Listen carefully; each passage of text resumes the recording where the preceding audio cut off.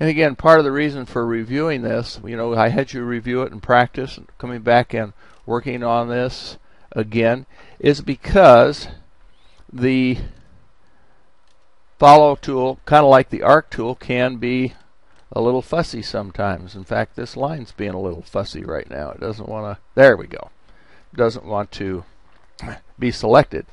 So I want to make sure that I've got everything, every little piece of the line, so I'm going to be in close. Oop, got something there I don't want, so as long as I'm holding the shift, I can click on it and get rid of it.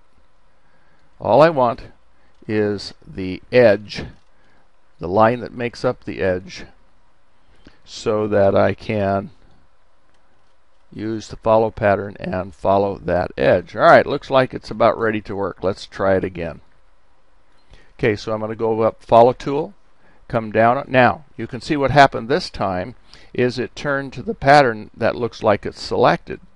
So that shows that we did get it on the right pattern. Let's click it and see what happens. Nothing. This will happen sometimes. And it may be one of two things. This may be an example where it may need a couple of minutes to calculate. So rather than fool with it, I'm just going to sit here for a moment and wait. Ah, there it went. So it did. This was a good example. What I was talking about earlier is that sometimes the computer, based on how much memory you have and how complex the design is, you may have to give it some time to do the calculating and come up with the results.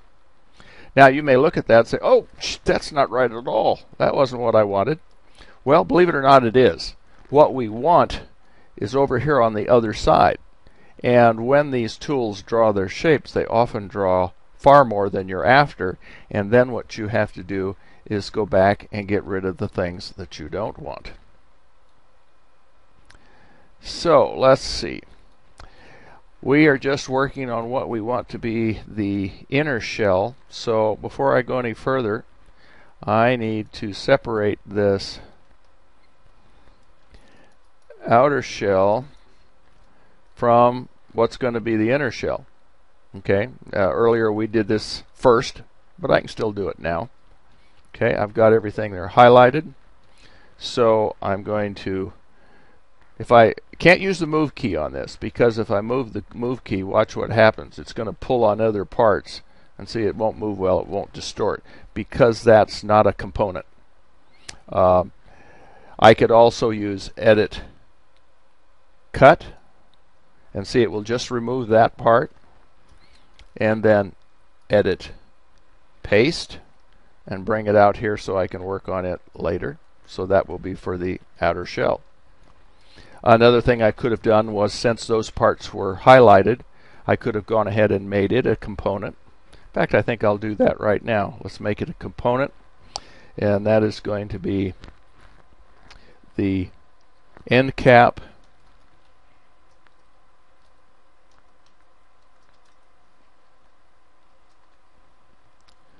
outside.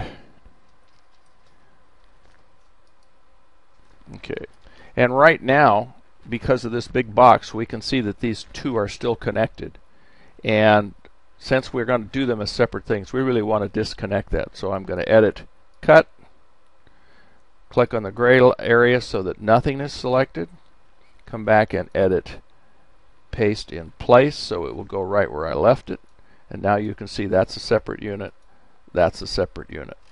Alright, so let's go back to this now, and what we need to do is get rid of a lot of the things we don't need. So what I'm going to do is work on the inside first.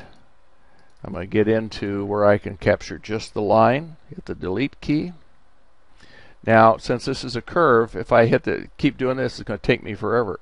If I click on the big plane first and delete the whole plane, then I can come back and I just have a couple of lines to get rid of. Just a little faster way to accomplish the same thing that we're after.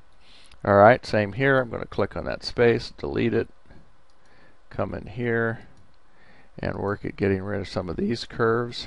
I think I want to see whether or not I've really got the shape I want, so what I'm going to do is turn around and start deleting what's in the front here.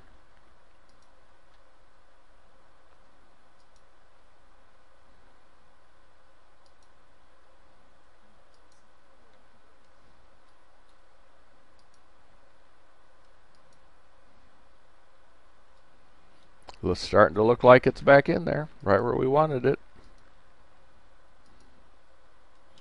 You can see there's the pretty good shape of our end cap. Now the thing that you may not have thought of until you get a chance to work on this is to see how you get your shape, but you've got a whole lot of Control Z to get that back. A whole lot of extra stuff that's created with these tools. So after you get done, you've got to come back and clean up your shape and get rid of all the things you don't need. Now this may seem, if you've never worked on a 3D program or anything, this may seem like a lot of wasted effort and work.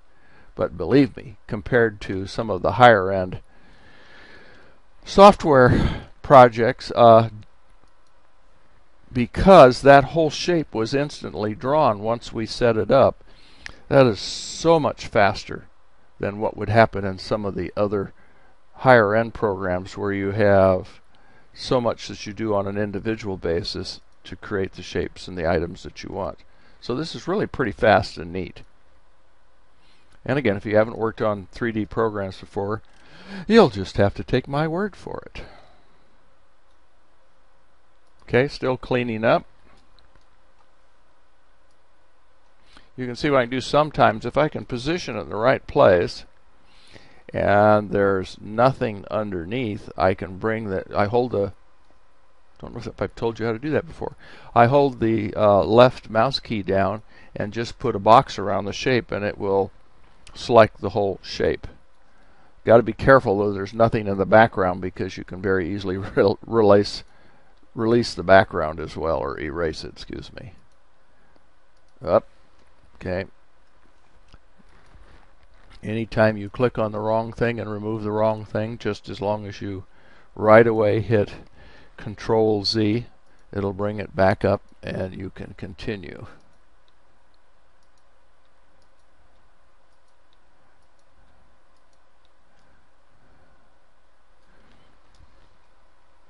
Sometimes what I'll try to do when I have a lot of lines and it's slow, I'll try to sneak inside, move myself around like so I can see that area with nothing but open background behind it.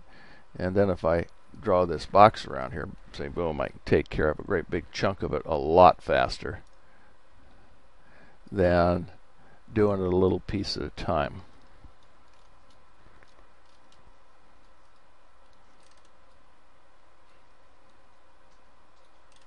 Problem is you have to make sure you don't go through the other side when you're doing it. Okay.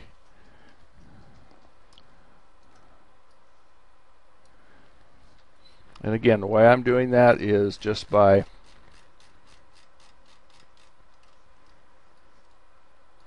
holding down the left mouse key, pulling, and it draws a box around the object. Hit delete.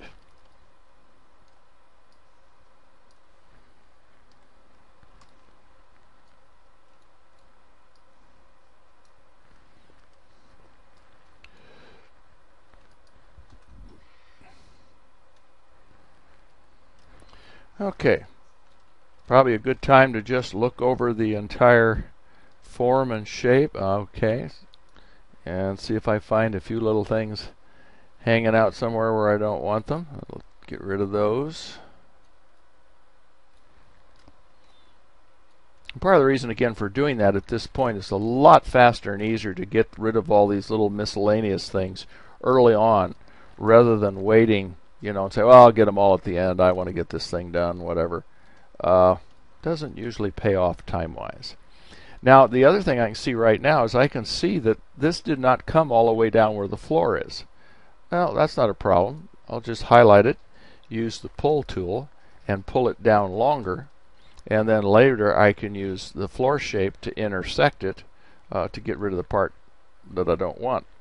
Okay. In fact, I might wait on that until I get this piece moved back where this one is, because then I know that this is supposed to sit right on the floor, so that'll help me keep the height right.